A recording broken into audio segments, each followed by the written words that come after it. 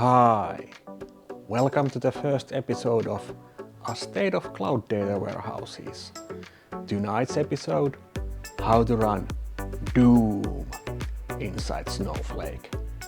Got you interested? Well, hang on as I will showcase how you can use Snowflake Container Services to run Doom inside Snowflake.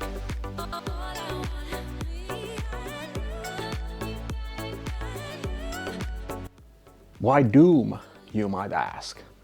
Well, this is a part of old internet trend where people have put up several sites where they showcase unique ways to run Doom.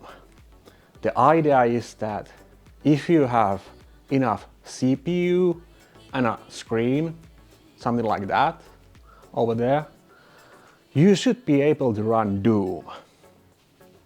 Doom has been ported, for example, to run on a microwave and a smartwatch and even microbes. I mean those tiny bacteria. But now, thanks to container services, we have Doom running inside Snowflake. But instead of me babbling about old internet trends, let's hop on to Snow site where I will showcase you the actual code that is needed to run that over there in your screen. Let's hop on. Okay, what do we need? Let's head to Snowflake documentation. As said, Container Services is available for all accounts within the AWS. So, while preparing this video, I created an account into US West where I have a bunch load of SQLs which have been copied from this excellent blog post by Daniel Palma, where he has the same SQLs and the link to his repository, where we have the actual Docker file, which we will be using to run Doom. I will put the link to the actual blog post in the video so that Daniel also gets notified that it's his excellent work that I'm using in here. But let's start. For this video I will be using account admin because I will be creating few roles and a database. The database is used to host image repositories and few technical details related to the actual container services. And the warehouse I'm now creating is not used to run Doom. It's for just executing SQL statements. And I also need security integration, and I need to bind the service endpoint to the account because the Doom will be exposed to public internet, which I will be accessing by my own account. Here, I can do that already. But this is the most interesting part. This is the actual compute pool which is used to run the Doom. And if you're familiar with Kubernetes, you can see that we have the option to have max nodes and change the instance family. For example, we can use GPUs if we wish so. But yeah, let's run it again and let's run that. Let's use the roles and database and warehouse. And then we need to create a schema. And within that schema, we will be creating a image repository which will host the actual code, Doom itself. And here we can list them. Yeah, we have this image repository which has this repository URL. And then we need to have a service which has Git installed and Docker installed. And in here,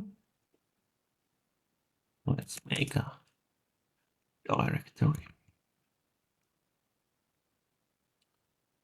In here, we will clone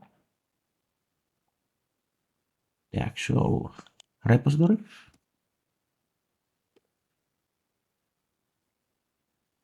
Like that. Here we have the Docker file. Then we need to build that. And for the building part, we need to use this repository or URL, which is copied over here. So let's do that and build that. And as you can see, it's now building the Docker image.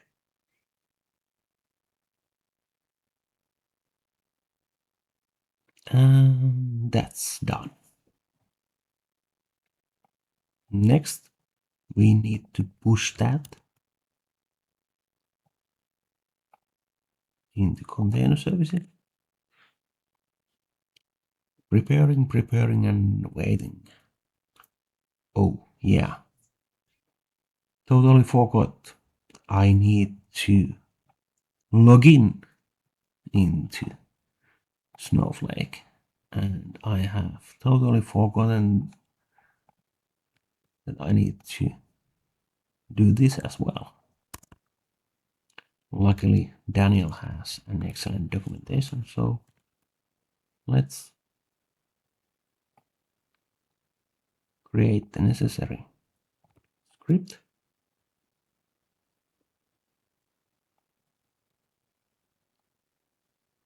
Let's log in.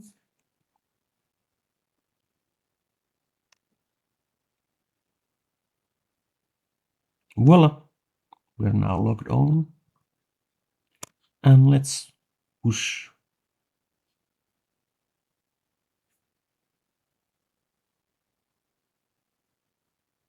As you can see, the original Doom ain't a big.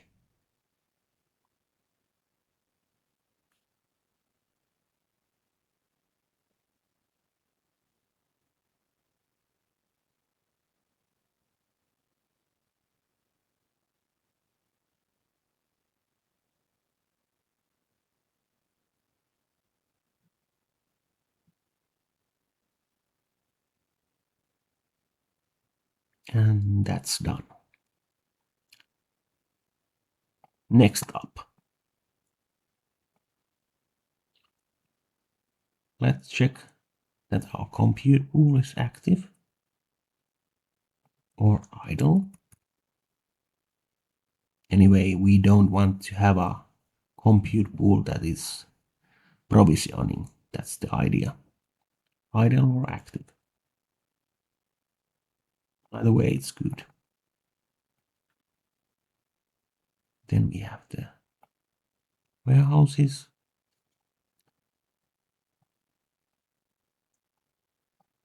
But then we want to go to the actual part where we create the service and expose the Docker image. Let's create the service.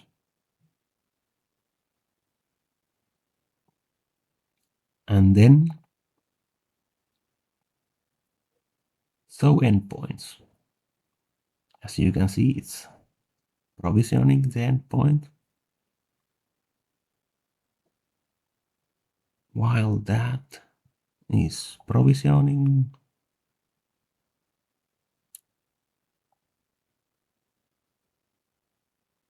let's do it again.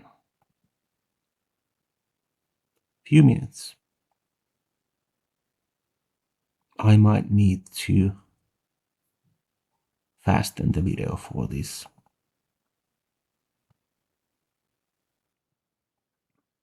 And now, thanks to video editing, we finally have the ingress URL. And now if I copy paste that and paste it over here, we should see something interesting.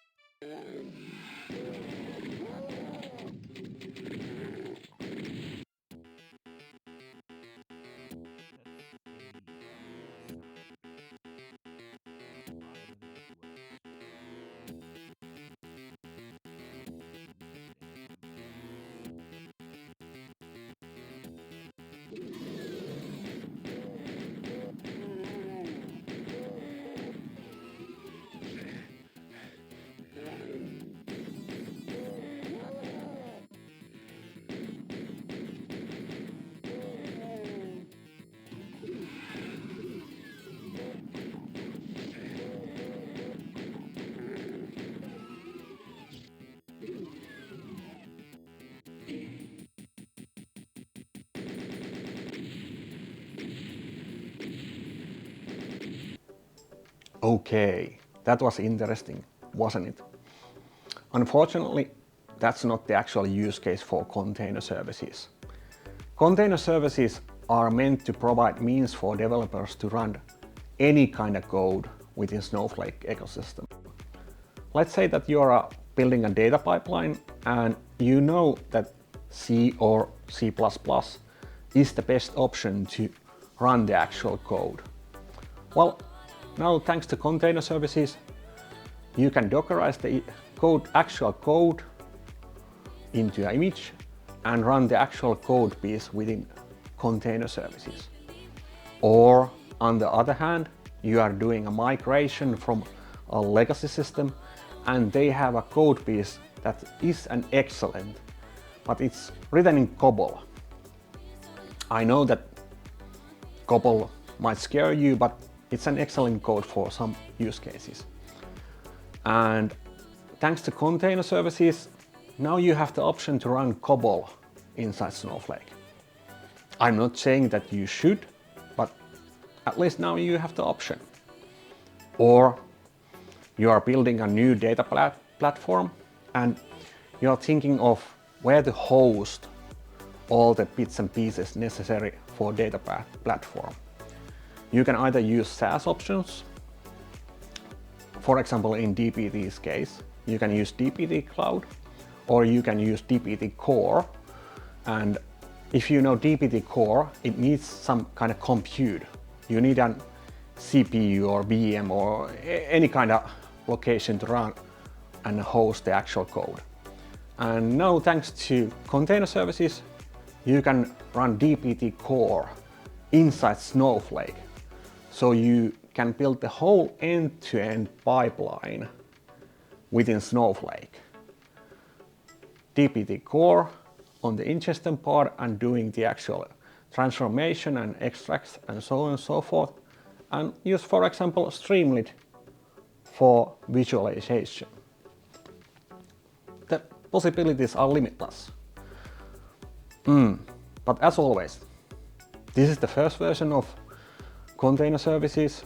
It's now running on AWS and AWS Summit is coming in few months, which means that hopefully us Finns are actually waiting for that